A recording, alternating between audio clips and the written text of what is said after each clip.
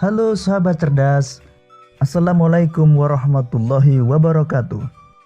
Pada kesempatan kali ini, kita akan belajar pada tema 4, Sehat itu penting, subtema 1, Peredaran darahku sehat, dan kita sampai pada pembelajaran pertama.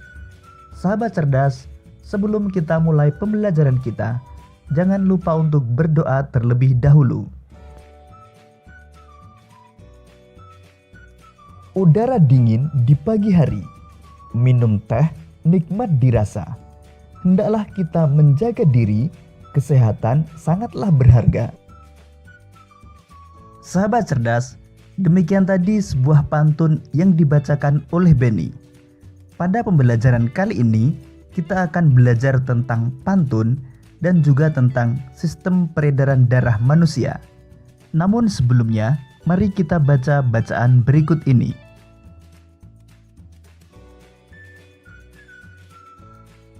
Siti, anak yang rajin dan disiplin.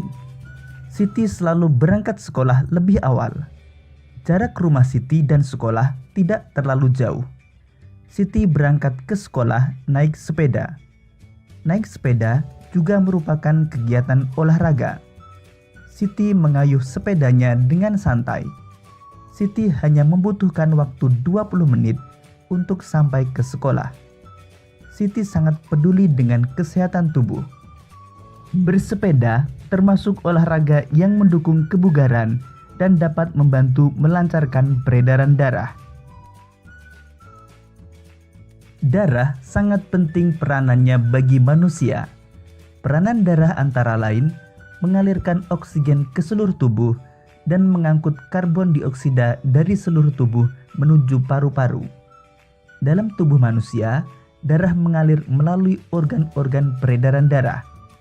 Apa saja organ peredaran darah manusia? Apa fungsi organ peredaran darah manusia? Untuk mengetahuinya, mari kita lanjutkan pembelajaran kita. Sistem peredaran darah. Mengalirnya darah di dalam tubuh disebut sistem peredaran darah. Sistem peredaran darah berperan untuk menyalurkan berbagai zat penting seperti nutrisi dan oksigen dari jantung ke seluruh tubuh. Sistem peredaran darah manusia terdiri dari dua macam, yaitu sistem peredaran darah kecil dan sistem peredaran darah besar. Peredaran darah kecil adalah peredaran darah yang berasal dari jantung menuju paru-paru dan kembali lagi ke jantung. Sedangkan peredaran darah besar adalah peredaran darah yang berasal dari jantung menuju seluruh tubuh dan kembali lagi ke jantung.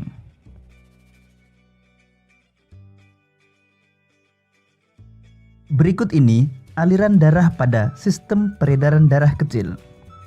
Darah yang banyak mengandung karbon dioksida di bilik kanan mengalir menuju paru-paru melewati arteri pulmonalis. Di dalam paru-paru terjadi pertukaran darah yang mengandung karbon dioksida dengan darah yang mengandung oksigen.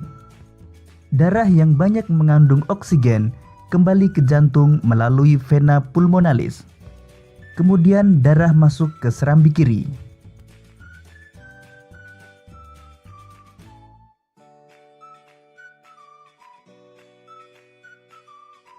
Berikut ini aliran darah pada sistem peredaran darah besar. Darah yang banyak mengandung oksigen mengalir dari bilik kiri jantung ke seluruh tubuh melewati pembuluh aorta, kemudian melewati pembuluh arteri menuju seluruh tubuh. Selanjutnya terjadi pertukaran darah yang banyak mengandung oksigen dengan darah yang banyak mengandung karbon dioksida di seluruh tubuh. Darah yang banyak mengandung karbon dioksida kembali ke jantung melalui pembuluh vena. Selanjutnya menuju ke serambi kanan.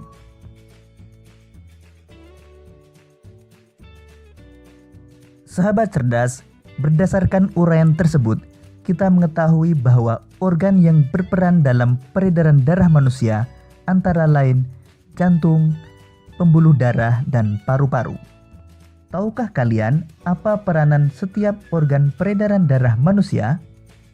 Untuk mengetahuinya, mari kita lanjutkan pembelajaran kita. Organ peredaran darah manusia. Yang pertama, jantung. Jantung adalah organ tubuh manusia yang berfungsi memompa darah ke seluruh tubuh. Jantung memompa darah dengan cara berkontraksi dan berelaksasi secara bergantian, sehingga jantung berdenyut, mengembang dan mengempis. Jantung terletak di dalam rongga dada sebelah kiri. Ukuran jantung kira-kira sebesar kepalan tangan pemiliknya. Jantung tersusun atas kumpulan otot-otot yang sangat kuat yang disebut miokardium. Jantung terdiri atas 4 ruang, yaitu serambi kanan, serambi kiri, bilik kanan, dan bilik kiri. Di dalam jantung terdapat 4 katup. Pertama, katup mitral yang terletak di antara bilik kiri dan serambi kiri. Kedua, katup trikuspid yang terletak di antara bilik kanan dan serambi kanan. Yang ketiga, katup aorta yang terletak di antara bilik kiri dan pembuluh darah aorta.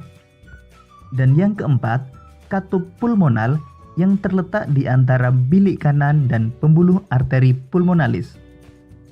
Katup jantung berfungsi menjaga aliran darah yang berasal dari jantung dapat mengalir dengan benar, baik antar ruangan jantung atau dari jantung keluar ke pembuluh darah. Otot penyusun bilik jantung lebih tebal daripada otot pada serambi jantung. Hal ini disebabkan tugas bilik jantung lebih berat. Tugasnya yaitu memompa darah keluar dari jantung ke seluruh bagian tubuh.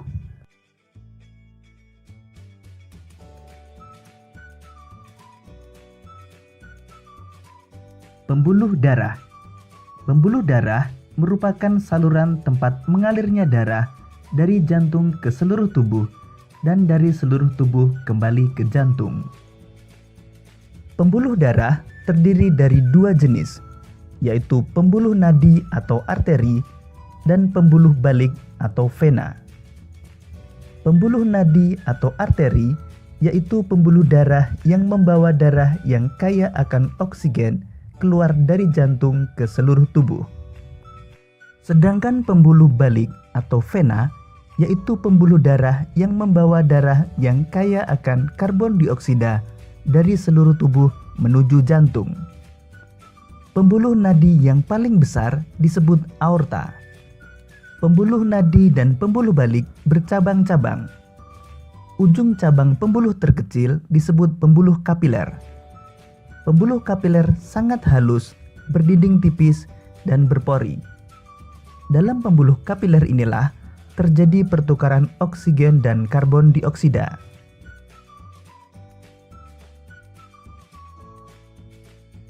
Berikut ini perbedaan antara pembuluh nadi dan pembuluh balik. Pembuluh nadi, aliran darah keluar dari jantung, membawa darah bersih yang kaya akan oksigen kecuali pada arteri pulmonalis. Dinding tebal, kuat dan elastis. Terletak di bagian dalam, denyut terasa. Jika terluka, darah memancar dan memiliki 1 katup di dekat jantung. Sedangkan pembuluh balik, aliran darah menuju jantung, membawa darah kotor yang kaya akan karbon dioksida, kecuali pada vena pulmonalis. Dinding tipis dan kaku, terletak di dekat permukaan kulit, denyut tidak terasa. Jika terluka, darah menetes, dan memiliki banyak katup. Panjang seluruh pembuluh darah manusia jika dihubungkan dari satu ujung ke ujung yang lain dapat mencapai sekitar 160.000 km.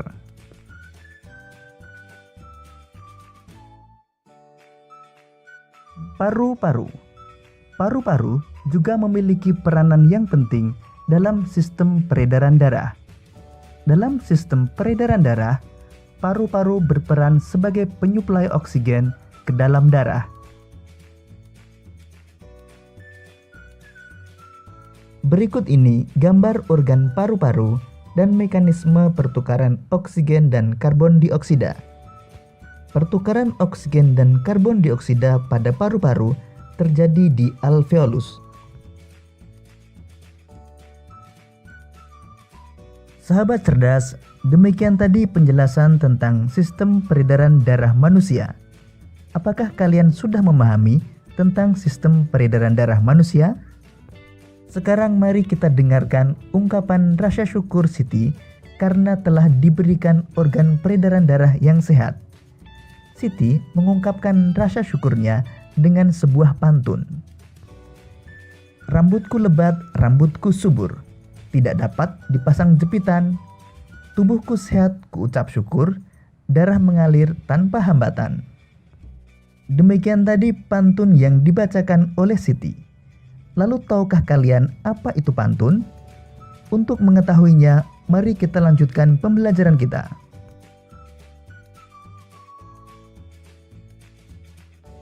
Pantun adalah bentuk karya sastra yang terikat oleh aturan. Aturan tersebut menjadi ciri khas dari sebuah pantun, yaitu 1. Setiap bait terdiri atas 4 baris atau larik. 2. Setiap baris terdiri atas 8-12 suku kata. Ketiga, baris pertama dan kedua merupakan sampiran, dan baris ketiga dan keempat merupakan isi pantun.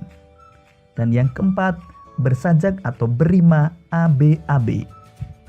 Demikian tadi sahabat cerdas penjelasan tentang pantun.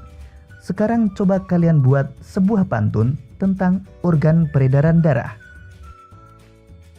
Demikian